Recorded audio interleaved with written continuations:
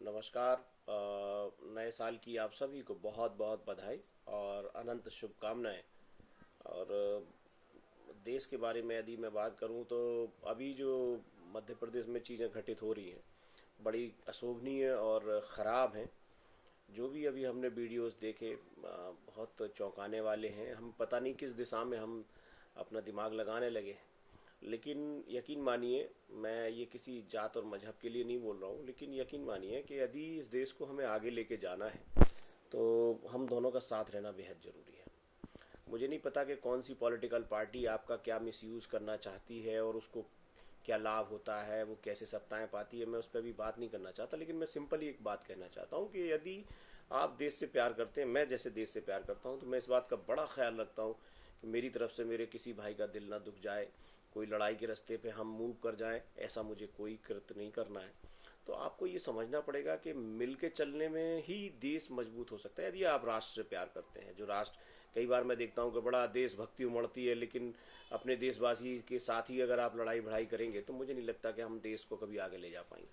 तो आप और हमें चाहिए कि जो मध्य प्रदेश में मंदसौर है या इंदौर है या उज्जैन के आसपास जो घटनाएं घटी हैं बड़ी अशोभनीय हैं और कहीं भी बर्दाश्त करने के काबिल नहीं है कि एक सभ्य समाज जो इतना शानदार तरीके से हम देश हमारा 70 सालों में आगे आया है और हम आगे की तरफ बढ़ रहे हैं, इस समय आके हम बिखरने लग जाएं, आपस में लड़ने लग जाएं, तो मुझे लगता है ये देश का बड़ा दुर्भाग्य है।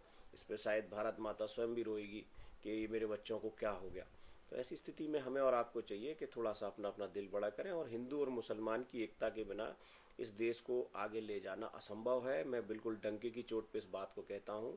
आपको यकीन ना हो तो आप इसको आजमा के देख लेना कि जब जब हिंदू और मुसलमान आपस में लड़ता है तो देश को आर्थिक लॉस भी होते हैं और सामाजिक लॉस, और जो सौहार्द का लॉस होता है वो तो होता ही होता है। लेकिन आप किसी के बहकावे में नहीं आए, पूरी तरह से आप अपने एक दूसरे साथियों को प्यार करें, अपने एक दूसरे भाइयों को प्यार करें और जो हमारे आसपास का वातावरण उसे ठंडा करने का काम भी हमें करना चाहिए। हो सकता है युवा पीढ़ी है, कई बार बच्चे आक्रोश में आके बहुत सारी चीज़ें ऐसी कर देते हैं जिससे वैमनस्यता बढ़ जाती है, घृणा बढ़ जाती है, एक दूसरे से सद्भाव बिगड़ जाता है। लेकिन जो हम पढ़े लिखे लोग हैं, हमारा भी काम है कि हम उसमें आगे बढ़ के और कम्युनिटी में इस तरह की जो जहर घोलने की चीज़ें कोशिशें होती हैं उनको हमें रोकना चाहिए और रोकने का प्रयास करना चाहिए।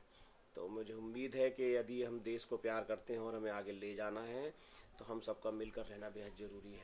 इसमें कहीं कोई लापरवाही मत कीजिए। राजनीति का काम है, उनके सत्ता और फ़ायदा के लिए वो कुछ भी किसी भी हद तक जा सकते हैं, लेकिन हमें समझना है कि हम देश से प्यार करते हैं और एक माँ की संतान हैं हम लोग। तो ऐसी स्थिति में भारत को अगर आगे हमें लेके जाने की आप में और मुझ में चेष्टा है तो हम लोगों को बहुत बचाव करना चाहिए कि आपसे कोई भी ऐसी चीज़ ना हो जिससे देश को कोई भी तरह की हानि हो। आप सबको पुनः 2021 की बहुत बहुत बधाई और इस उम्मीद के साथ कि 2021 में कहीं भी कोई किसी तरह की वैमनस्यता के लिए स्थान नहीं होगा, किसी को आपसी नफरत और घृणा के लिए स्थान नहीं होगा। हम सब एक दूसरे को प्यार करेंगे और राष्ट्र निर्माण में अपने अपने महत्वपूर्ण योगदान देंगे। बहुत बहुत धन्यवाद, शुक्रिया।